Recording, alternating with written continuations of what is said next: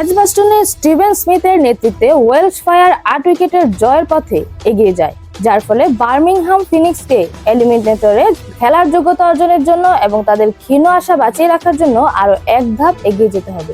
জয়ের জন্য ১৩৯ রানের লক্ষ্য নির্ধারণ করে ফায়ার, যারা সন্ধ্যায় টেবিলের তলানিতে শুরু করেছিল। ১১ বল বাকি থাকতেই তাদের লক্ষ্যে পৌঁছে যায়। স্টিভ এসিকিনাজি ২৯ বলে ৪২ রানের মাধ্যমে তাড়া করার পেছনে ভেঙে দেন। এরপর স্মিথ ৩৬ বলে ৪৭ রানে অপরাজিত থেকে একটি ব্যাপক জয় সূত্রপাত করেন। অস্ট্রেলিয়ান কিংবদন্তি তার প্রথম মৌসুমে ফর্মের জন্য লড়াই করেছেন ১০০। তার প্রথম ৫ ইনিংসে সর্বোচ্চ ২৯ রান করেছেন, কিন্তু তিনি বুদ্ধিমানের সাথে খেলেছেন যখন এসকিনাজি এবং জনি বেয়ারস্টো ২১ বলে ৩৫ রানে অন্য প্রান্তে আতশবাজি জোগাড় করেছেন।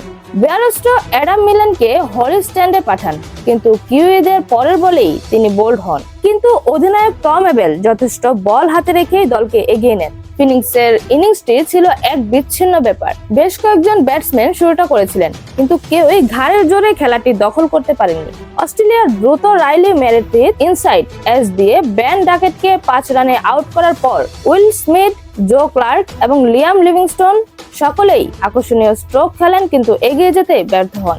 জ্যাকব বেথেল ২৮ বলে ৩৮ রানের স্টাইলিশ ইনিংসে ৩টি ছক্কা মারেন, কিন্তু ফায়ারের ফিঙ্গার স্পিনাররা ফিনিক্সকে কখনোই ছাড়তে দেননি। ক্রিস গিন ২৭ রানে ৩ উইকেট নেন, যার মধ্যে বেথেলের স্ক্যাল্পও ছিল, যা শেষ সেটে লং অনে ধরা পড়েছিল।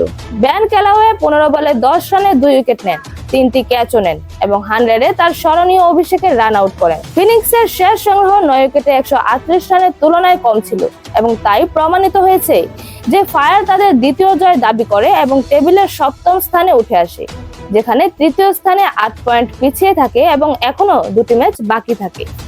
ফিনিক্স পঞ্চম স্থানে রয়েছে, নেট রান রেটে ফায়ারের চেয়ে এগিয়ে। এরকম আরো নতুন নতুন খেলার আপডেট পেতে অবশ্যই চ্যানেলটি সাবস্ক্রাইব করে রাখুন। ধন্যবাদ। Flavours news.